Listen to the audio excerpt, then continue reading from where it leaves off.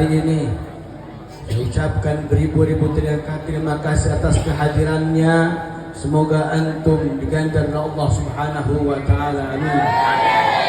Begitu juga terutama kepada para penyumbang, baik itu yang mengakikahkan kambingnya atau menyumbang apa saja untuk terlaksananya acara ini. Semoga Allah mengganti mereka berlipat ganda. Amin ya rabbal. Hadirin wal hadirat yang dimuliakan Allah Subhanahu wa taala, bila panjang insyaallah Bu Bahar akan menghadiri acara di sini, dan beliau sudah bahkan undangan ini bukan saya mengundang tapi langsung beli dari mulut beliau. Jadi insyaallah beliau akan hadir. Dan hadirin yang dimuliakan Allah Subhanahu wa taala, ingin saya sampaikan ada keprihatinan yang sangat luar biasa di Cianjur ini, saudara. Kita mengadakan Al-Isra wal Mi'raj, kita mengadakan tabligh akbar, kita mengadakan maulid di mana-mana, mengadakan maulid di mana-mana, mengadakan Isra Mi'raj, tapi sayang seribu sayang, akarnya, bekasnya itu tidak ada. Yang maulid banyak, yang maulid saudara, tapi sayang seribu sayang, tidak sedikit banyak orang yang masih bermaksiat. Yang amat disayangkan oleh kita, terjadi saudara-saudara kita seagama muslim, 9 orang atau 8 orang meninggal dunia gara-gara mabuk-mabukan, saudara. Bagaimana nasib mereka di alam kuburnya, saudara? Ini yang saya tidak inginkan terjadi kepada diri kita, karena orang yang meninggal dalam keadaan mabuk seperti itu di dalam keadaan imannya sedang tidak ada dalam dirinya, saudara. Hadirin yang dimuliakan Allah Subhanahu wa taala, alhamdulillah setelah kejadian tersebut ada pergerakan dari Kapolres Kabupaten Cianjur, ada pergerakan juga dari Kapolsek Warung Pandang.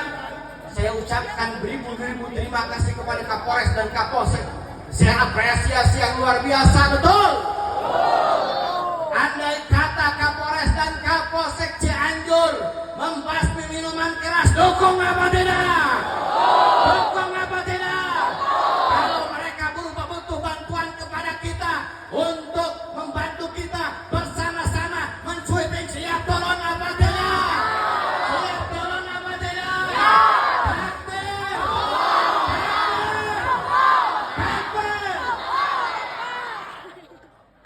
Dan alhamdulillah hadir muliakan Allah Subhanahu wa taala, FPI punya perjanjian dengan bupati yang baru, Bupati Wahyu Ramzi.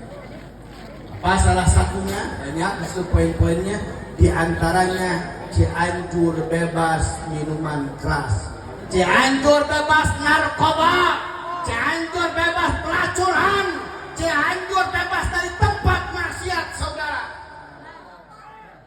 Dan juga Cianjur, alun-alun Cianjur tidak boleh digunakan lagi untuk band-bandan. Betul? Setuju apa tidak? Setuju apa tidak? Katanya malam minggu sekarang akan ada band. Berani dia kita tolong. Berani dia kita tolong. Jangan bohong, saudara. Berani apa kita tidak tolong? Angkat tangannya, takbir. Takbir. Takbir. Ini sangat disayangkan, saudara. Sampai kemarin ada kejadian bahwa mau ada pelantikan Polsa Roma Irama di depan alun-alun. Saya tegur kepada MUI, saya tegur juga pada kepolisian, dan alhamdulillah dari pihak Polsa menghargai. Polsa bilang Habib Roma Irama yang tidak datang. Saya bilang bukan masalah Bang Haji Roma Irama, bukan. Tapi masalahnya tidak boleh dangdutan di depan alun-alun. Betul? Betul? Saya bilang tolong hargai, Anda muslim, saya muslim. Alhamdulillah dari pihak Polsa mereka menggagalkan, tidak ada acara walaupun mereka mendapatkan cemoohan, tapi mereka terima demi apa? Memuliakan masjid. Polsa bagus apa tidak? Bagus apa tidak? Saudara yang dimuliakan Allah Subhanahu wa taala, ternyata besoknya ada mengadakan masih ada yang mengadakan, tapi katanya yang hadir sebagian anak-anak yang hadir di sini.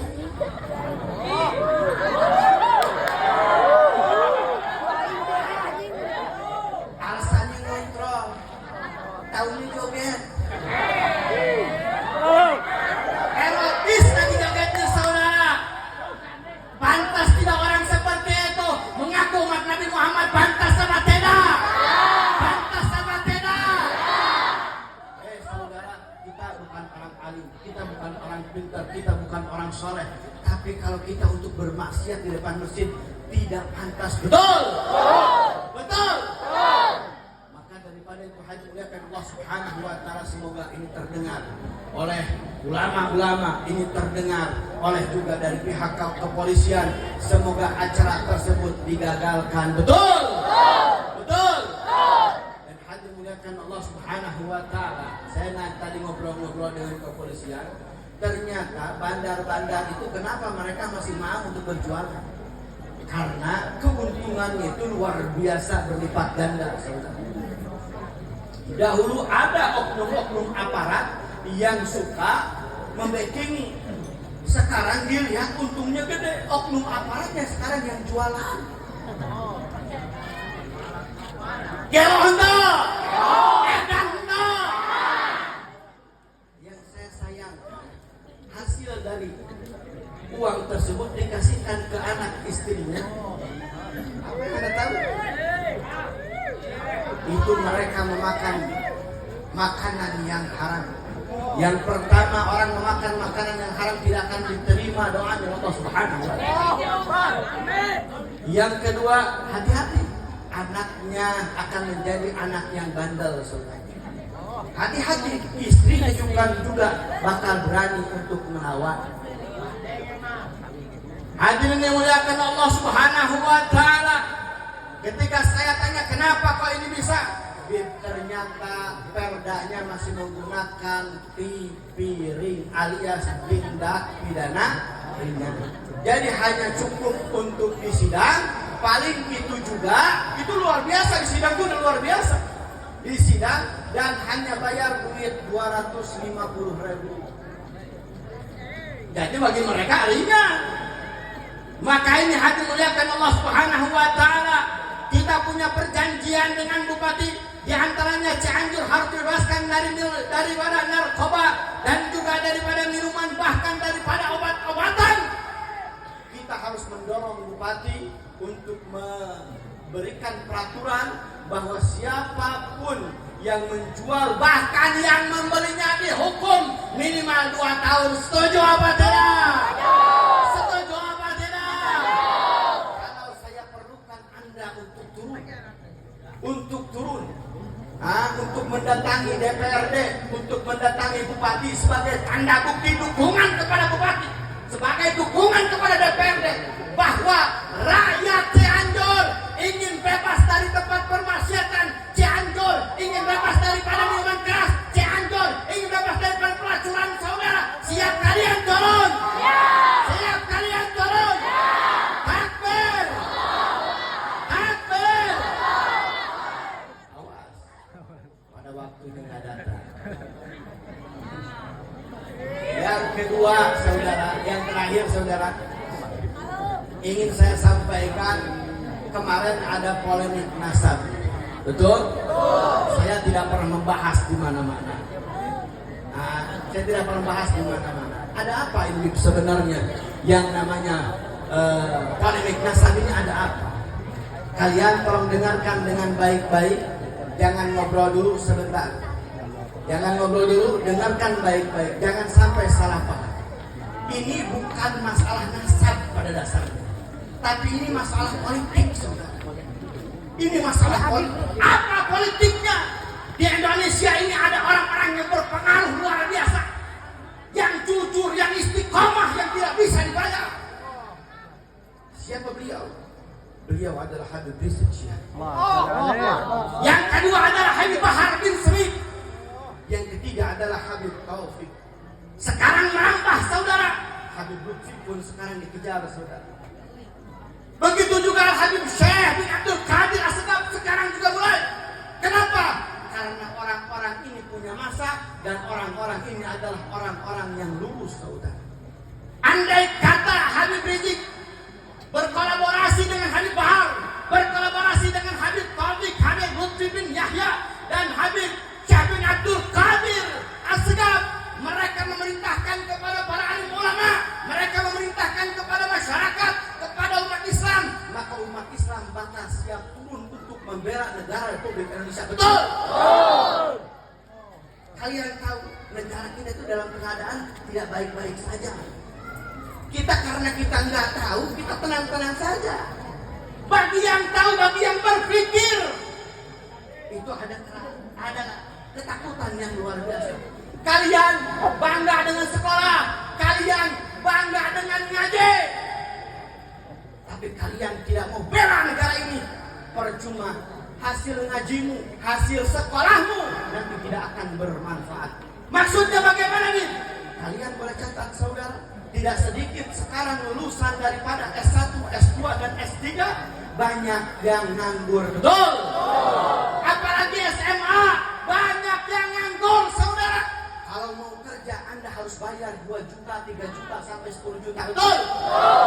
Saya tidak tahu, saya tahu, saudara. Itu pun kalian sudah bayar belum tentu masuk. Tapi bagaimana orang-orang Tiongkok, orang-orang Cina yang berani mendatangkan dari Tiongkoknya ribuan bahkan ratusan ribu, bahkan menyebutkan sudah 2 juta orang masuk Indonesia. Masuk ke Indonesia tanpa lagi dites, langsung masuk kepada perusahaan-perusahaan. Gajinya luar biasa. Orang Indonesia 5 juta, 3 juta udah merasa luar biasa, 10 juta luar biasa. Tapi katanya orang-orang dari luar itu gajinya sampai 40 juta, saudara perempuan. Betul kata Soekarno, hati-hati, jangan sampai kalian jadi budak di negara sendiri. Hadirin, balik lagi pada bab kenapa kok ini Habib Rizik Al-Nasab Habaib ini digoncang, saudara. Karena negara ini sekarang kalian sudah dengar, kan sudah terkuak ke atas, saudara, terkait tentang Big 2 pemagaran laut. Insya Allah kalian semua sekarang sudah tahu. Saya juga baru tahu. Hadirin dimuliakan Allah Subhanahu wa taala. Semua pantai sebenarnya seluruh Indonesia ingin dibangun gedung-gedung yang isinya, saudara, itu akan diisi oleh bukan orang Indonesia. Kenapa? Karena pemasarannya bukan di Indonesia. Di Cina, di Hong Kong, juga di Singapura. Dan harganya tidak mungkin untuk kita bisa beli. Mungkin ada yang bisa beli, tapi sedikit warga Indonesia. Kenapa? Karena per meternya saja yang saya pernah baca itu minimal 40 juta per meter atau 30 juta per meter, saudara. Anda bayangkan 30 juta per meter. Kali berapa? Rumah itu RSSSSS saking sederhananya itu 36 meter, saudara. Satu rumah tanahnya aja harus berapa miliar? Belum lagi bangunannya. Jadi kurang lebih hadirin Allah Subhanahu wa taala, satu rumah itu bisa mencapai 12 miliar. Rumah kecil 3 kali 6 alias 30 kecil. Enggak mungkin kita untuk beli. Gua dengan uang segitu gaji sabaraha orang kudu ngeliatan. Nepikeun ka ayeuna korong dari ngobek moal kabeli urang. Hadirin muliakan Allah Subhanahu wa taala, yang ditakutkan oleh para taipan-taipan yang curang ini apa? Ditakutkan nanti ketika mereka setelah membangun Habib Rizik bersama Habib Bahar bin Smith, bersama Habib Taufik As-Segaf, bersama para habaib dan para ulama kompak melawan hal tersebut, maka cita-cita mereka akan gagal lagi, saudara. Seperti mana? Seperti pernah terjadi, saudara, ketika reklamasi di Jakarta. Gagal, saudara. Kerugian reklamasi Jakarta itu tidak sedikit. Yang saya dengar itu 2.650 triliun keuntungan. Nah, hadir muliakan Allah Subhanahu wa taala, ini takut mereka orangnya. Takut kepada siapa? Takut kepada Habib Rizik, takut kepada Habib Bahar, takut kepada Habib Taufik, dan juga takut kepada para habaib. Habaib ini sudah luar biasa pengaruhnya, apalagi kalau gabung dengan keturunan wali, apalagi kalau gabung dengan keturunan ulama-ulama, dengan ulama-ulama yang ada kompak bersama-sama melawan daripada Taifan, maka mereka akan gagal, saudara. Maka dengan itu mereka mencuatkanlah isu nasab. Kalau kalian orang pinter, kalian percaya kepada si Imat, kalian berarti bukan orang pinter, orang goblok. Dari orang yang percaya dengan Imat itu bukan orang pinter, tapi orang goblok. Orang percaya kepada Imat itu bukan orang pinter, tapi orang goblok. Orang toprak orang goblok. Kenapa dikatakan goblok? Maaf saudara, saya bukan menghina si Imat gitu. Iya kan? Tapi yang percayanya, toh kan mereka orang itu mempelajari hukum, betul atau tidak? Katanya tahu bab mantek, katanya tahu bab bayan, tahu badet, semua 12 pan mereka makan, mereka pelajari. Tapi ketika bab nasab saja mereka orang tidak bisa menyelesaikannya. Itu bukan karena mereka sebenarnya percaya iman itu karena kebenaran kasih imannya, tapi itu mereka percaya karena mereka ada kebencian kepada para, dan sebagian mereka dibayar untuk memecah umat Islam, memecah para ulama dan habaib. Saya ingin tanya kepada kalian, kalian akan berpecah dengan para habaib atau bersama dengan para habaib? Kalian akan pecah dengan habaib atau bersama dengan habaib? Siap bersama dengan habaib? Siap bersatu dengan habaib? Mau tidak kita diadu dombakan dengan habaib? Mau tidak kita diadu dombakan dengan ulama? Mau tidak kita diadu dombakan dengan kaum muslimin? Cianjur angkat tangannya. Takbir! Takbir! Takbir! Yang saya ingin sampaikan, kalau ada yang mengomongkan lagi masalah nasab, anggap aja itu orang gila. Nuku maha? Gila. Ya. Nuku maha?